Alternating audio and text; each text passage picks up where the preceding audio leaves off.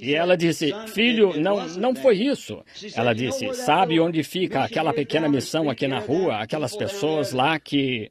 Disse, sim, lembro-me disso. Disse, há uma senhora que disse que se sentiu guiada a vir aqui e me perguntar se o pastor poderia vir orar por mim. E então eu lhe disse que podia. Assim, disse, o pastor chegou e leu na Bíblia, se alguém entre vós está doente, chame os presbíteros e ungindo-o com azeite, orem sobre ele. A oração da fé salvará o doente. E disse, sabe, ele leu isso na Escritura e orou por mim e me ungiu com azeite. E na manhã seguinte, eu estava tão melhor que o médico me deixou sentar. Em alguns dias eu estava bem. Bem, ele disse, oh, louvado seja o Senhor. Ela disse, filho, você devia... Ele disse, mãe, a senhora está começando a agir como aquelas pessoas. Disse, ouça, mãe. Disse, aprendemos na escola que onde ele leu, a segunda escritura que ele leu estava em Marcos 16, que estes sinais seguirão aos que crerem, porão as mãos sobre os enfermos e os curarão. Disse, aprendemos lá na escola que Marcos 16, do versículo 9 em diante, não é inspirado. Disse, veja, essas pessoas não vão à escola, a maioria delas lá. Elas são incultas, um tipo de gente analfabeta. Disse, elas têm boas intenções, sem dúvida, mas, disse, aprendemos na escola que, do versículo 9 em diante, isso foi acrescentado, talvez pelo Vaticano ou algo assim, mas, disse, porque essa parte não é inspirada. A mãezinha soltou um grande aleluia, e assim disse, ele disse, mãe, bem, o que a faz dizer isso? Disse, estava pensando, filho, se Deus pode me curar com uma palavra não inspirada, o que Ele de fato poderia fazer com aquela que é realmente inspirada? Assim como as outras promessas. Pedi qualquer coisa em meu nome, eu o farei. Se disseres a este monte, move-te e não duvidares em teu coração, mas creres que se fará o que disseste, tu podes ter o que disseste. Quando orar, crede que recebeis o que pedis e ser-vos-á dado. Vejam, é tudo inspirado, cada pedacinho. Quando Morris Reedhead, um excelente erudito, veio à minha casa, ele recebeu o batismo do Espírito Santo. Caiu sobre uma mesinha de centro em casa. Ele me disse, irmão Branham, entendo que o irmão era um batista. E eu disse, bem, só fui ordenado na Igreja Batista Missionária quando jovem, não pertenço a... Disse, bem, e quanto a esses pentecostais com quem anda? Eu disse, são pessoas como o irmão e eu. Ele disse, bem, escute, disse, acha que é o Espírito Santo que eles têm? Eu disse, claro. Ele disse, por que dão tantos chutes, pulos e gritos? Eu disse, bem, eles têm de soltar o vapor pelo apito se não o usarem para fazer as rodas girar. Eu disse, é só conseguir fazer com que aprendam do que se trata, em vez de apenas o soprarem assim. Ponha-a para funcionar, fé na rua, tentando levar pessoas para o reino de Deus. E ele disse, bem, já os vi fazer tudo isso. Disse, vou lhe dizer por que estou aqui. Disse, um bom rapaz da Índia, disse, ele adquiriu instrução e escolaridade. Disse, eu, quando ia partir, levei-o ao avião para colocá-lo no avião para voltar ao exterior. Eu lhe disse, filho, agora você tem instrução, está voltando ao seu povo. Acho que ele estudou eletrônica. Ele disse, quando ele foi voltar, por que não deixa esse velho profeta morto, Maomé, e recebe um verdadeiro Jesus Cristo ressuscitado no coração? E ele disse, Senhor, quero lhe perguntar algo. Agora lembrem-se, isto é de uma das maiores escolas bíblicas, escolas fundamentais. Este homem era um dos professores deles. Ele disse, o que seu Jesus poderia fazer por mim mais do que meu profeta? Ele disse, meu Jesus pode lhe dar a vida eterna. Ele disse, o Alcorão promete o mesmo. O Alcorão é a Bíblia muçulmana, vocês sabem. Disse, ele promete o mesmo. Ele disse, sim, eu... Disse, sabe, o Alcorão não prometeu nada. Maomé não prometeu nada além de vida após a morte. Ele disse, Jesus prometeu a vocês, professores, que estes sinais e maravilhas seguiriam. Disse, foi o que Jesus disse. E ele disse, estamos esperando ver isso, ver vocês, professores, produzirem isso. Pensem nisso. Ele me disse, naquele momento, ele disse, percebi que não estava diante de um novato. E eu sei, alguém que sabia do que falava. Ele pode ter deixado que pensassem isso, mas é uma boa maneira de fazê-lo, deixar o inimigo pular em cima de você uma vez assim e então não saber para onde ir. Está vendo? Então ele disse, percebi que aquele não era um novato. E ele disse, bem, agora olhe aqui, Jesus ressuscitou dos mortos. Ele disse, ressuscitou? Disse, vocês tiveram 2000 anos para provar isso, e 2/3 da terra mal ouviram falar dele. Agora, o que há com vocês? Ele disse, deixem Maomé ressuscitar dos mortos, e o mundo inteiro saberá em 24 horas. E é isso mesmo. Vejam, tem um cavalo junto à sua sepultura. Eu ouvi lá. Trocam de guarda a cada 4 horas, ainda esperando que ele ressuscite. Em tipo, lá, voltando num cavalo branco, vejam, para conquistar o mundo. E assim, ele disse, deixe-o ressuscitar dos mortos e o mundo inteiro saberá. Ele disse, bem, Jesus ressuscitou dos mortos. Ele disse, seu profeta está no túmulo. Ele disse, como sabe que ele ressuscitou dos mortos? O professor disse, ele está em meu coração. Ele disse, Maomé também está em meu coração, Senhor. Ele disse, mas eu tenho alegria e paz. Ele disse, Senhor, o islamismo pode produzir tanta psicologia quanto o cristianismo. E produzem. Deveriam ouvi-los gritar e clamar. Isso mesmo. Produz tanta psicologia quanto o cristianismo. Ele disse, bem, o que quis dizer quando disse que Jesus lhe prometeu todas estas coisas? Disse, suponho que esteja se referindo a Marcos 16. Ele disse, sim, é uma delas, não todas, mas é uma. Jesus disse, as últimas palavras que ele disse à sua igreja, ide por todo o mundo, vejam, e pregai o evangelho, e estes sinais seguirão ao que crê. Quanto tempo? Todo o mundo, toda criatura, se impuserem as mãos sobre os enfermos, os curarão. As últimas palavras que ele disse, de acordo com sua escritura. Ele disse, bem, veja, disse, isso é só, disse, bem, essa parte não é inspirada. Disse, não foi isso que ele quis dizer, isso não foi.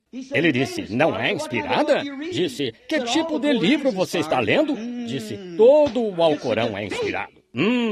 É uma derrota da fraqueza da teologia. Uma teologia feita pelo homem, que não tem o espírito para se posicionar e encarar a coisa. Como os filhos hebreus disseram, nosso Deus é que nos pode livrar desta fornalha de fogo. Entretanto, não nos curvaremos a esta imagem. Precisamos de pessoas com coragem. O homem que creu em Deus sempre foi corajoso e creu no sobrenatural. O homem que crê em Deus. O Sr. Reedhead disse, eu chutei o chão, irmão Branham, chutei a poeira assim, e não pude responder ao homem. Ele disse, propus em meu coração vir vê-lo depois disso e perguntar por que foi isso. Ele disse, aqui estou. Ele disse, se o Espírito Santo... Disse, irmão Branham, minha mãe me mandou para a escola. E disse, eu, quando recebi meu bacharelado, pensei que exatamente... Eu disse, sei o que quer dizer. Disse, então um dia recebi meu bacharelado. Pensei que ali mesmo acharia Cristo. Ele não estava lá quando recebi meu diploma de doutor. Disse, tenho diplomas suficientes, diplomas honoríficos, para cobrir suas paredes. E onde está Cristo em tudo isso?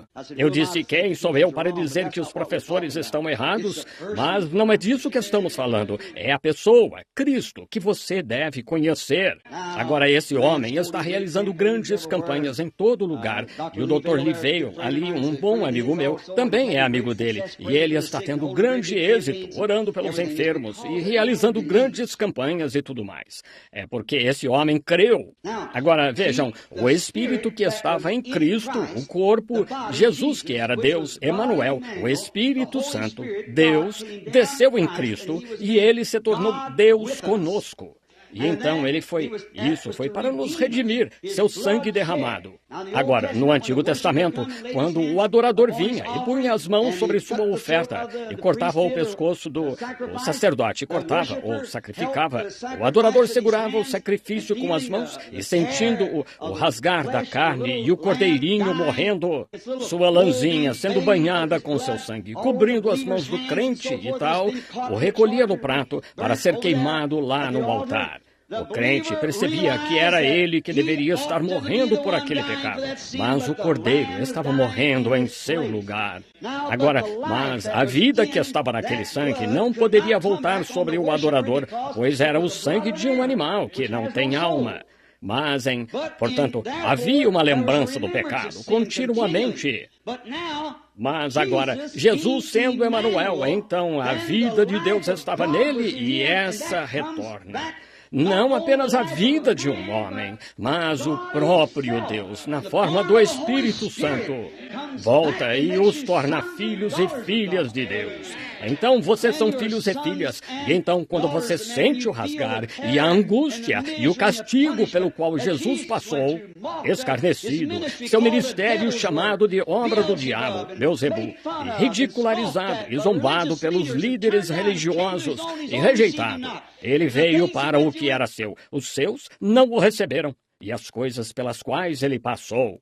E então ter sacrificado sua vida na cruz para redimir o que Deus de antemão conheceu. Redimir, trazer de volta ao lugar de onde caiu. Então Deus fez isso a fim de enviar de volta o Espírito Santo sobre a igreja agora, para que as pessoas, os crentes, é só para crentes. Não é para incrédulos. Eles nunca verão. Estão mortos para começar. Olhem para aqueles fariseus quando viram Jesus realizar o sinal que era para ser o próprio sinal messiânico. Olhem para Pedro. Ele creu na hora. E Natanael creu na hora. A mulher junto ao poço creu. O cego Bartimeu. Todos esses que receberam, creram. Mas aqueles líderes ficaram lá e disseram, é Beelzebul, um espírito maligno. Algum tipo de fraude ou truque. Jesus disse, se disserdes isso contra mim, eu vos perdoarei. O sacrifício ainda não tinha sido feito. Mas, quando o Espírito Santo vier fazer o mesmo, uma palavra contra ele nunca será perdoada neste século, nem no futuro. Por que não podiam crer? Jesus disse, vós tendes por pai ao diabo e quereis fazer as obras dele. Isso mesmo. Crer na palavra é receber a palavra e deixá-la se tornar vida. Agora, Deus mostrando lá como ele estava confirmando esta aliança. Tem de ser assim. A igreja, não uma organização, não uma denominação, mas o indivíduo e Deus têm de se tornar o mesmo Espírito. Esse foi o propósito de Deus no princípio. Adão e Eva eram o mesmo Espírito. A Bíblia diz em Gênesis, em 1:27, a imagem de Deus. Deus é Espírito. A imagem de Deus o criou. Homem e mulher os criou, na forma do Espírito que estava em Deus. E Adão devia cuidar da terra exatamente como o Espírito Santo deve guiar a igreja agora. E o homem ainda não estava em carne, e ele era tanto masculino quanto feminino, pois era o mesmo Espírito. Então Deus criou o homem do pó da terra e o fez em forma de animal. Porque agora somos animais, sabemos disso. Somos mamíferos, e esse animal é de sangue quente, e estamos nessa imagem da vida animal. E então Deus tirou uma costela de Adão, não uma mulher, é um derivado do homem, não exatamente na criação original. Ele tomou uma costela, ele separou o físico e tirou o espírito feminino de Adão e o pôs em Eva. Lá estavam o homem e a mulher. E quando saem desse lugar, eles estão fora da sua condição correta. Há uma perversão em algum lugar. Quando uma mulher quer ser masculina ou um homem quer agir como mulher, há algo errado em algum lugar. Eles estão fora da sua condição correta. Notamos isso em Rebeca e Isaac, sendo parentes de sangue, vejam. Mas, agora, isso estava tipificando a semente natural de Israel. Mas, pela fé, Cristo entrou em cena, o que não está no natural. Como o sinal estava, o sangue no umbral da porta, no Egito. Não importa quão circuncidados, quanta aliança tivessem, o sinal tinha de ser mostrado ou a aliança era anulada. Claro, vendo eu o sangue, passarei por cima de vós. Agora, o sinal não é o sangue, é a vida que estava no sangue, o Espírito Santo. E esse é o... Não importa quão religioso você seja, a menos que tenha recebido o Espírito Santo, você perecerá. É a única forma. Não há outra escritura para fazer qualquer coisa, só essa. Não entristeçais o Espírito Santo de Deus, no qual estáis selados até o dia da vossa redenção. Efésios 4:30. Notem agora, voltamos. Então, isso mostra que Adão e Eva eram um para começar. Marido e mulher ainda devem ser um. Agora, mas quando eles se separaram, então, para estar em carne, foi aí que Eva caiu. Caiu. Por quê? Ao descrer da palavra, cada frase dela. Algumas pessoas podem aceitar uma parte da palavra, mas não o resto. Tem de estar toda ali. Estão vendo? Estão vendo? Ela só duvidou de uma frase dela. E se toda esta enfermidade e problema que temos agora veio por uma mulher ao duvidar de uma frase dela, como vamos voltar com algo menos do que crer nela toda e aceitá-la toda? Isso foi seu... Eles estavam fortalecidos por essa palavra. Quando se separaram em carne, eles caíram. Ela caiu pela palavra. Notem o que ela procurava. Tantas pessoas hoje querem um jeito melhor, elegante, mais fácil. Elas não querem encarar o que está diante delas. Se o fizerem, serão expulsas de sua organização, excomungadas, menosprezadas. Não sabem que todos os homens falarão mal de vós falsamente por minha causa. Exultai e alegrai-vos, porque é grande o vosso galardão nos céus, porque assim perseguiram os profetas que foram antes de vós. E todos os que piamente vivem em Cristo Jesus padecerão perseguições. Agora, o que mais queremos que ele diga? Poderíamos dizer milhares de palavras, escrituras referentes a isso, abrangeriam de Gênesis a Apocalipse. Pois tudo o que temos hoje começou em Gênesis. É o capítulo semente, toda a incredulidade e tudo mais começaram nesse ponto. A igreja começou ali, tudo começou ali. É como duas videiras crescendo, e uma imitando a outra, e crescendo quase iguais. Como Moabe e também Moisés. Lá vinha Israel, pequeno, sem denominação, sem mesmo ser uma nação, e tinham o mesmo sacrifício aqui em Moabe, uma fina denominação. Todos os seus dignitários vieram, ofereceram o mesmo sacrifício, tentando, o bispo deles lá, Balaão, foi amaldiçoar o que Deus havia abençoado. Eles pensaram, essa gente relegada. Eles nem têm igreja, por assim dizer. São apenas errantes. E ele disse, mas eles falharam em ouvir aquele brado do rei no arraial. Ele falhou em ver essa cura divina entrar lá por essa semente. E a rocha ferida para lhes dar vida. O brado do rei no arraial. Ele falhou em ver isso, esse bispo cego. No entanto, fundamentalmente, ele estava tão certo quanto Moisés. 7 altares, 7 sacrifícios, até oferecer um carneiro, falando da vinda de Cristo.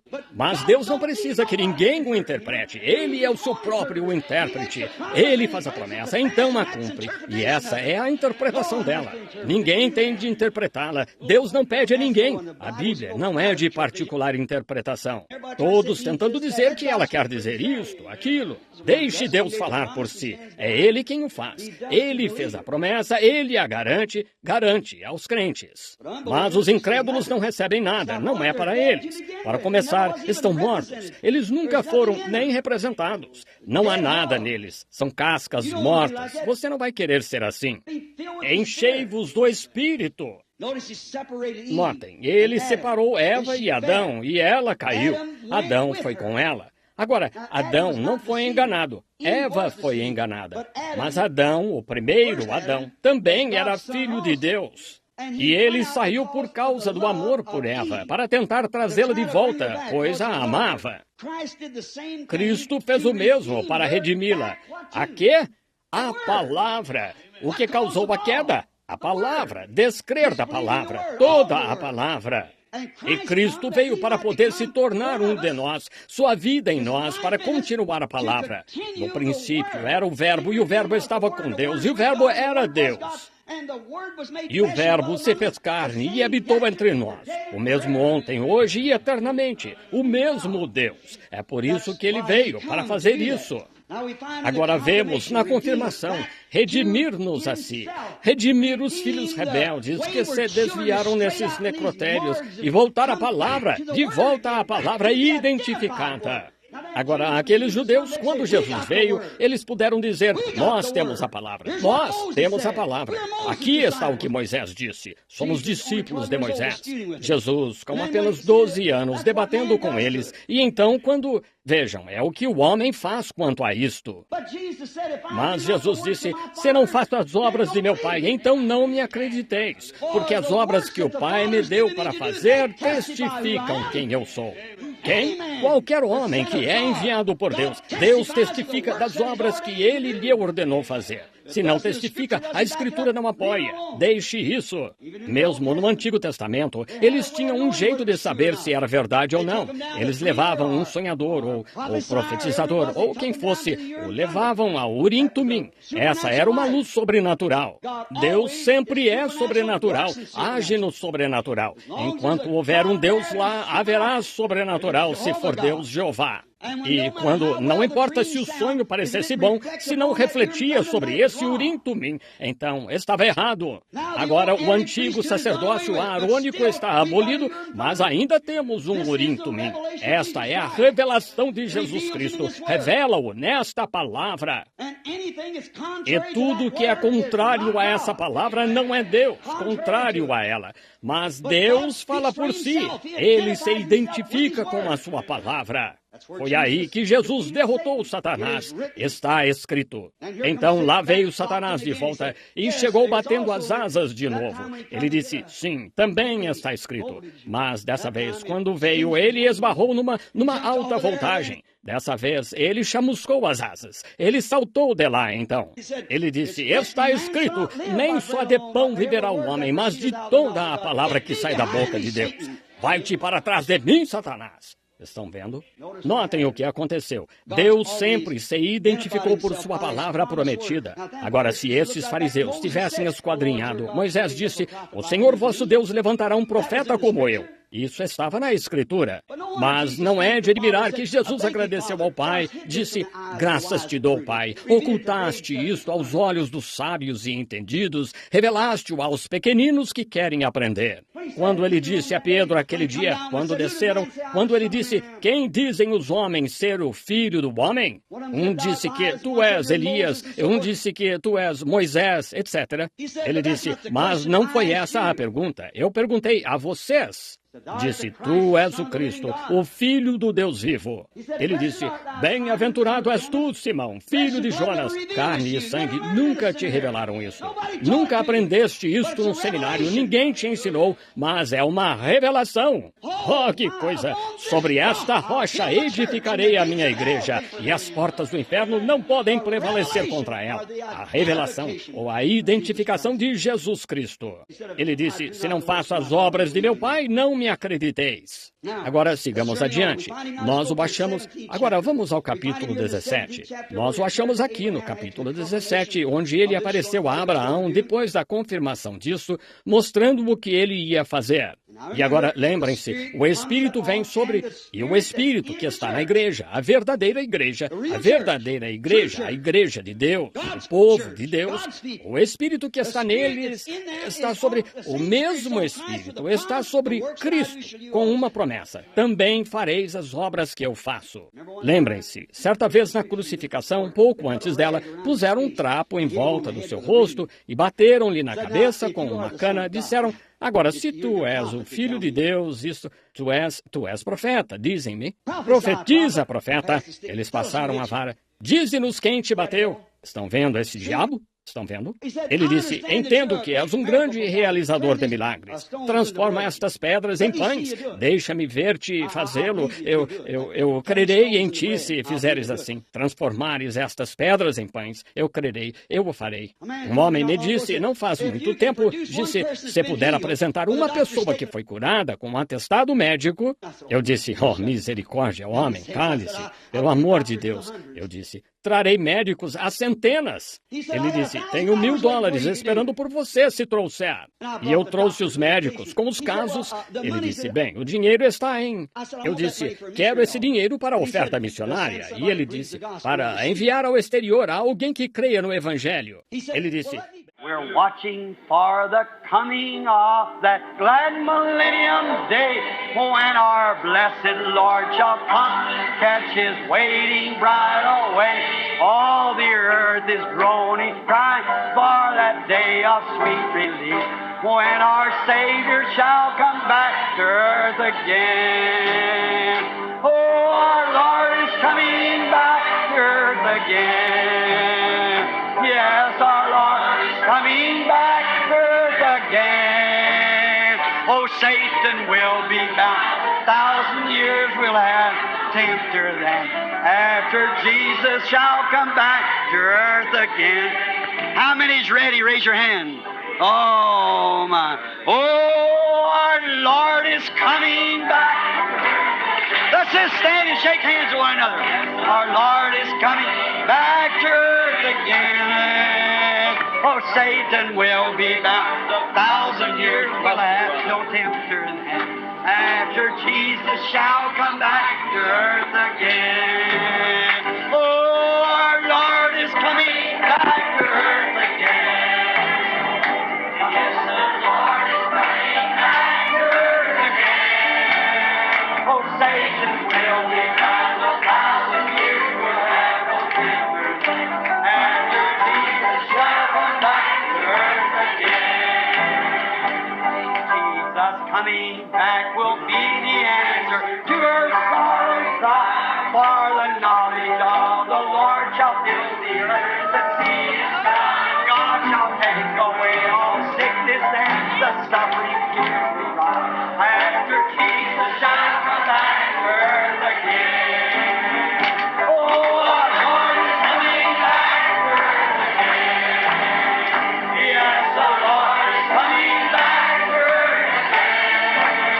Oh, Satan will be bound. 1,000 years will have no tempter, after Jesus shall come back to earth again. Oh, my. Don't you feel good? Say, friends, this is Pentecost worship. This is Pentecost. Let's clap our hands and sing it. Pentecostal people, everybody, now loosen up. Get that old Methodist formality out of you now. Come on, let's sing it. Oh, our Lord is coming back.